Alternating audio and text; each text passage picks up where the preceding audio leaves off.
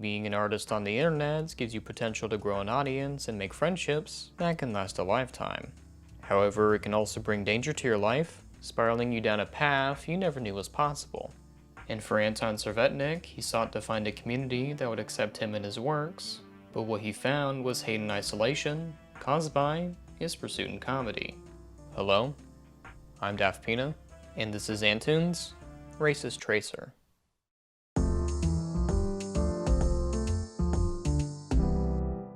Anton Servetnik is a 31-year-old Estonian-born man who has been around the world and then some. Attending the UK University of Hertfordshire, for animation, he was passionate to pursue the 2D trade. Along with attending school, he spent a year in America and Japan, but he eventually had to return home. And as he traveled back to Estonia, he noticed something different about his environment. People here in Estonia, I guess it's maybe more common than it was in the US when I was there. Almost every person has like earbuds or headphones whenever they're outside, and it's no surprise because Estonia is actually extremely introverted country. So and that's probably why the phones are here play a larger role maybe than other countries. And this led to his small hatred of phones, as noted by his future frequent lambasting on his YouTube channel. But for now, it's 2014, and Anton is working on a game called Fetus Run, about a baby trying its best to stay alive.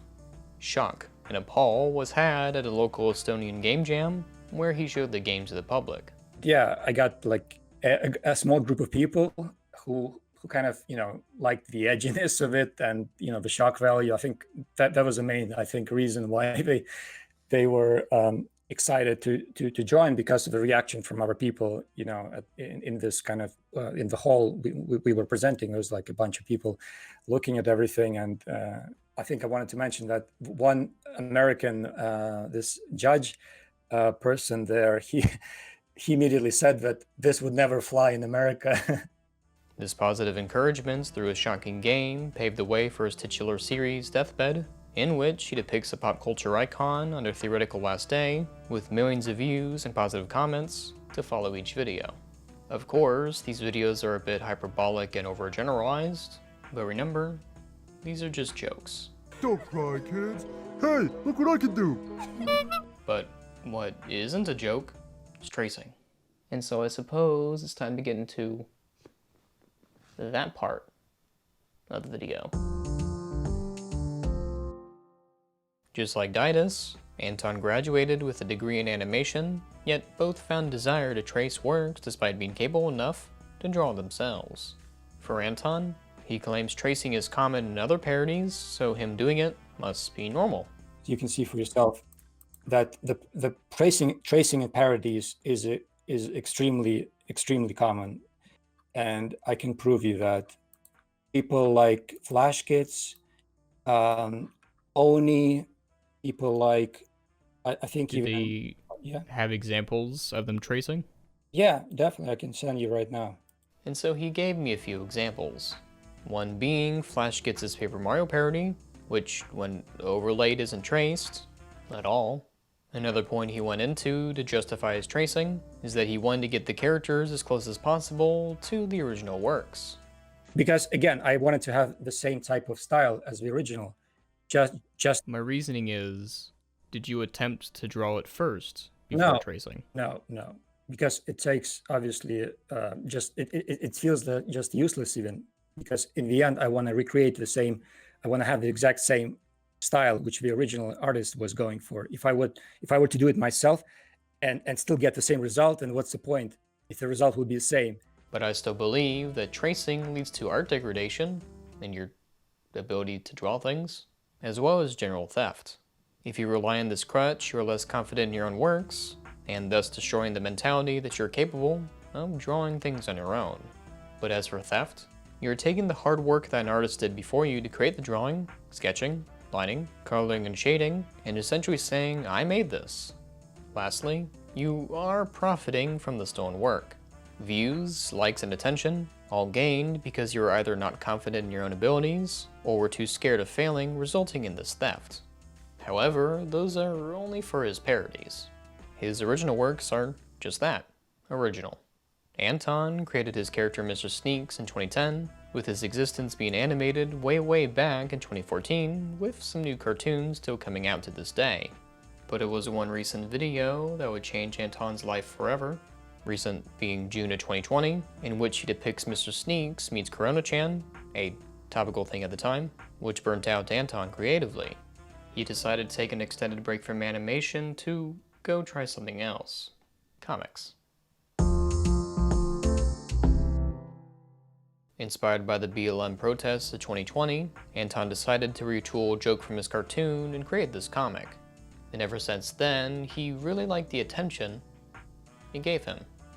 People were laughing at it, and that made me even more kind of excited to do more of these things, because I liked to kind of see what people actually, see, like how they actually see my comics, like what is exactly they're thinking about when I show one image or the other. It's like a psychological, maybe some sort of game. So again, yeah, I just went full time on these comics ever since. Just like how his game Fetus Run shocked and awed those in 2014, Anton felt the same drive as he did then to continue his break in comics and see what he can get away with. But before this, he didn't have much of a following on Twitter, nor did he really associate his Twitter account with his YouTube account, despite the same branding. So when he got this new audience from his comics, he felt a quicker dopamine rush through the instant gratification of likes and comments that he could never get with a video, as those would take longer to make. And while this was happening, Anton met two other comic creators, Stone Toss and Mr. Pumpkinface. And they were seemingly normal conversations, as Anton often chatted with them regarding comic ideas. However, there was something very interesting regarding their interactions.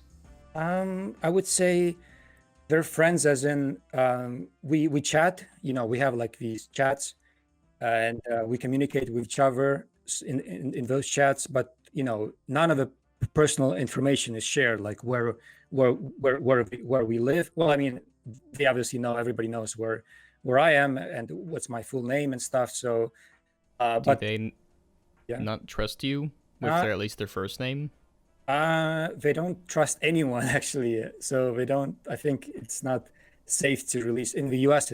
I think it's not. I think safe to release this sort of information Well, not online. release. Sorry. Well, you say you're sort of friends with them. Yeah. But they don't trust you with at least their first name in private conversation. Yeah. I think that just goes to even between among themselves, like all the people on Twitter in this community, they don't really know each other's names. It's not just me, it's like normal. That's not normal. As to trust someone you've never seen, let alone spoken to, puts into question the motives of that person. But going back to Anton, there are a few interesting things I noticed within his comics, and to start off with the most notable, the other, and how much the other hates him. But what is the other? Well, there seems to be a long list.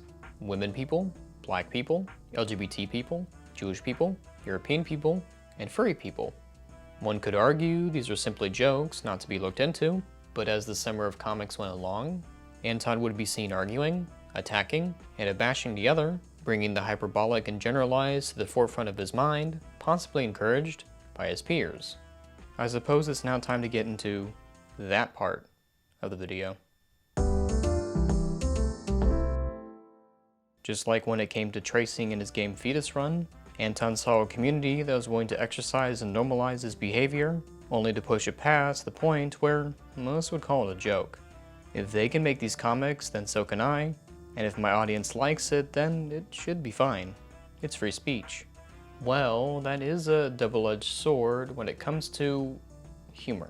Anton's intent could be to poke fun at all ideas, but with the encouragement of Stone Toss and Mr. Pumpkinface, those ideas were ultimately narrowed down to this list. And in a recent example of Anton trying to poke fun at an idea, Anton tried to pick on the artist Puppy-chan for making a comic about a trans character. After a small bit of arguing, Anton asks if the artist was biologically male based on this tweet. questioning the genitals of a minor who created the comic shortly after Anton privated his own account, after her fans came to defend her.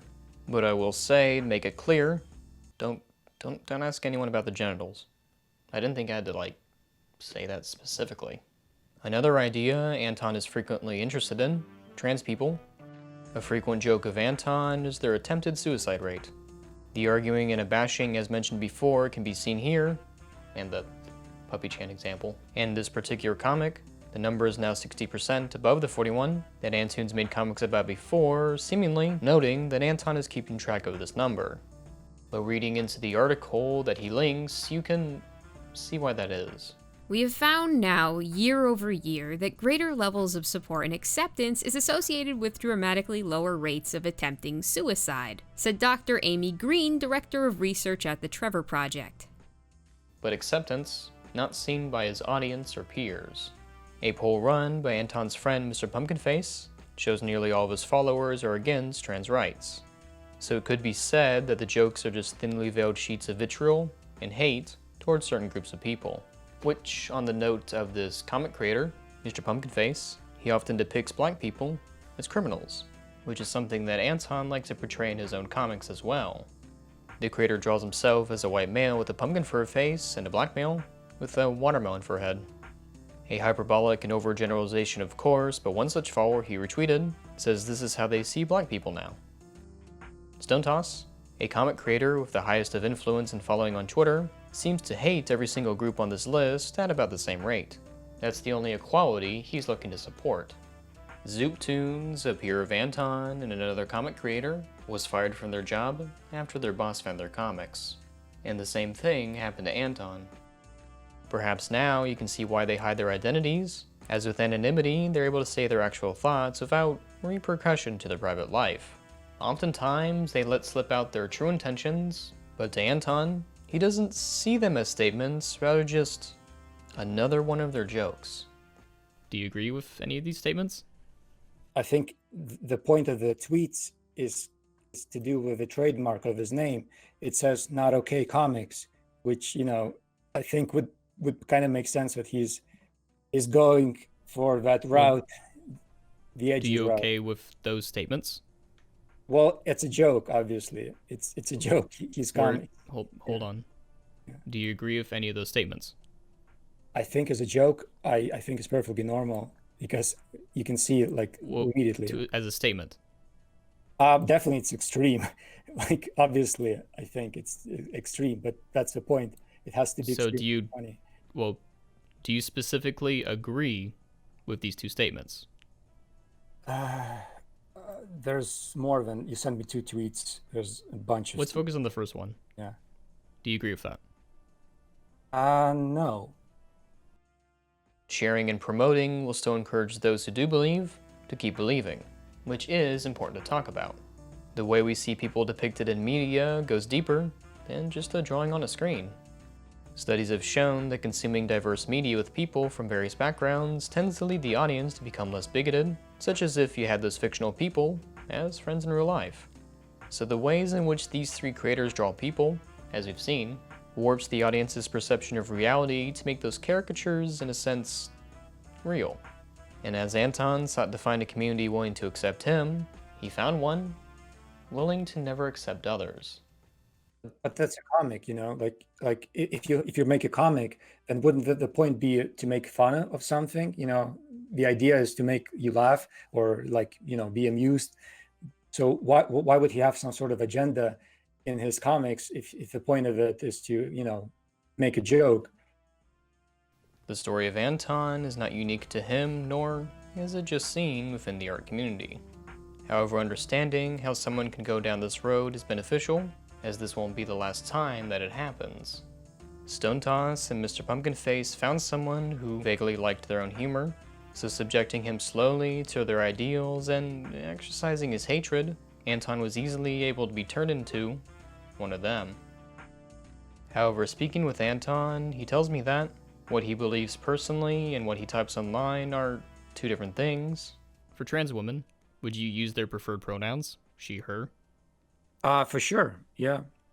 And their name and everything? Why not? I mean, of course, as a respectful person, I think, normal etiquette. Every comic, reply, and retweets made by Anton was done by him and was his choice to do so.